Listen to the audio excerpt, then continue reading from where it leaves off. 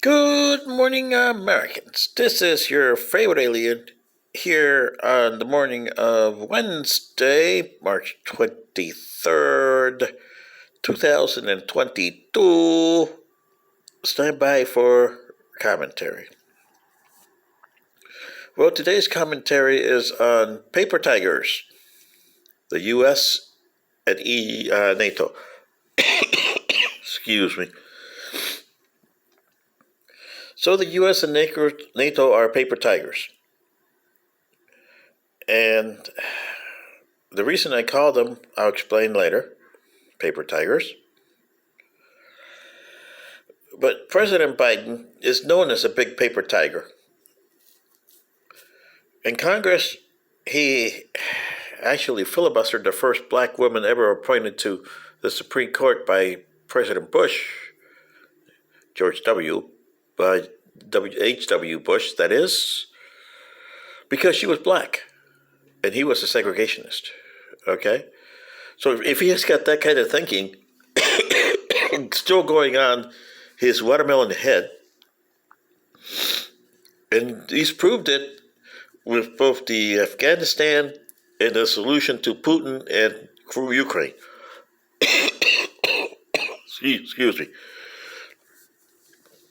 But let me give you an example of what's going to happen when he goes over to Brussels. He's going to take the Green Deal and the Democrats' position of appease Putin.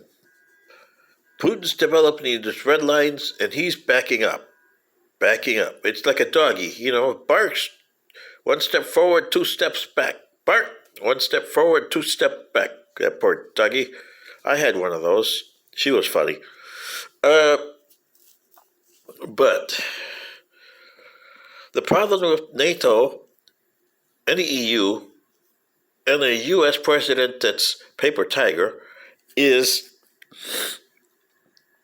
Putin's going to put in Belarus kicking and screaming into this war.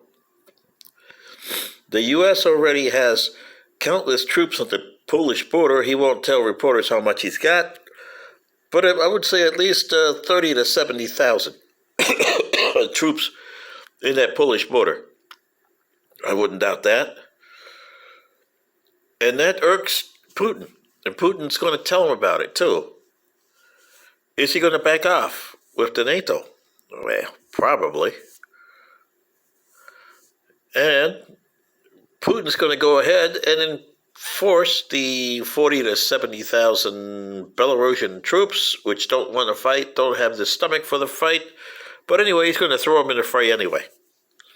Because bodies are bodies, okay? And the Ukrainians will have to deal with the bodies. They'll whip them, but it'll take them a month, which he could use a month to his benefit by shelling the hell out of their cities with their supersonic missiles. Yeah. Let me give you a story from my civilization and what happened to it, so you understand, Americans, where you're sitting. Like I said before, we are a ancestral planet had 4 continents. 8 what you would call superpowers on there. 24 nation states. That's all we had, 24 nation states. 8 of them were highly advanced. Like the Europeans and the Russians and Americans and Chinese. Some had higher technology, some had, but they all had antimatter. Yeah, that put them at par with each other. One of the nation states was like Russia.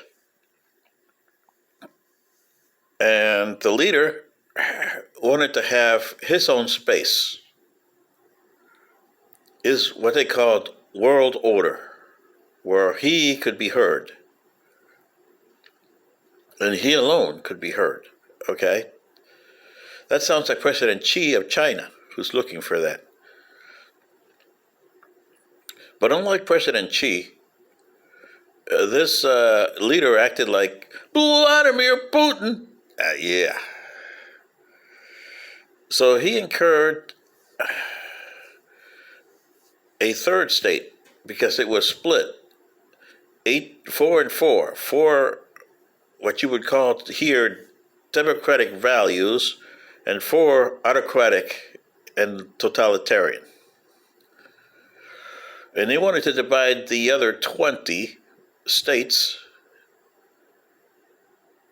into, or the other 16 states, pardon me, because there was 20 states total, nation states. So they wanted to divide the other 16 in their camp. And right before that, the other nation states, was 16 that were there, were 12, 2 abstentions, and 2 totalitarian. So you only had 2 totalitarians of those other states that matched the 4. 2 were no man's land. They were what you would call non-aligned. And 12 plus the 8. So they had the controlling interest on the Democratic side. So the ruler started a war, which, like Putin, bogged down. 3 months into the war, conventional war, he decided to up the ante and started doing not nuclear weapons, but weapons that would explode and deprive a certain area of oxygen. So he did. The leaders of the Democratic Party, like the EU and Sleepy Joe and NATO here, decided they would just do sanctions against them. And, well, that irked them more. He put another red line out there, they backed off. He put another red line out there, they backed off. Then he used one of his 2 proxies that he had there that weren't part of the 4, but were aligned with them. And they were aligned right next to the border of the nation states of democracy. So they went in, attacked the nation they were attacking from the other side. And therefore you had 2 forces in the nation now. And the other nation states were supplying it with weapons like you do here with the Ukrainians. But you didn't supply them with weapons enough to go on the offensive, like you do with the Ukrainians.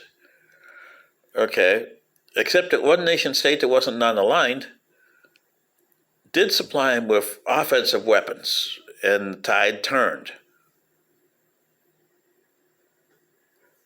Then the guy from that nation state, like I said, just like Vladimir Putin, decided to do the unthinkable.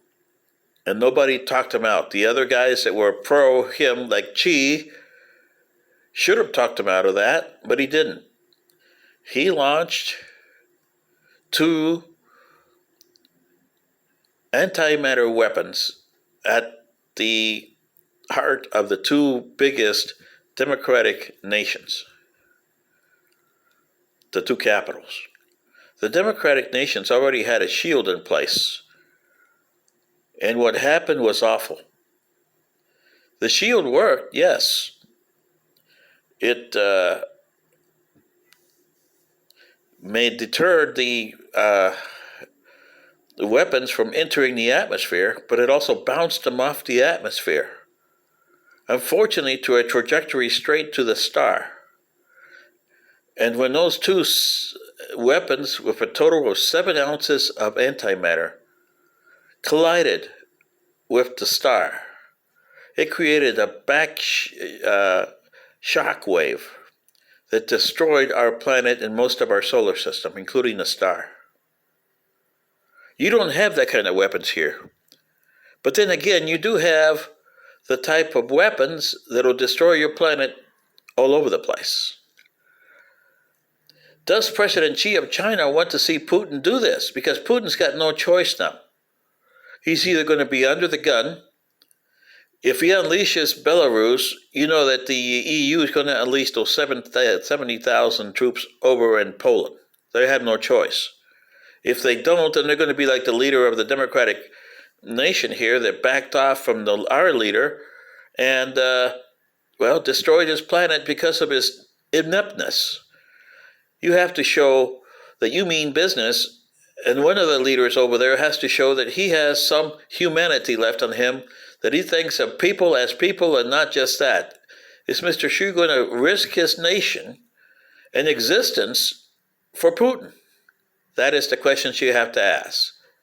This is a favorite alien telling you, I know what's coming, and you guys have the same stupid thinking, even worse than my ancestors.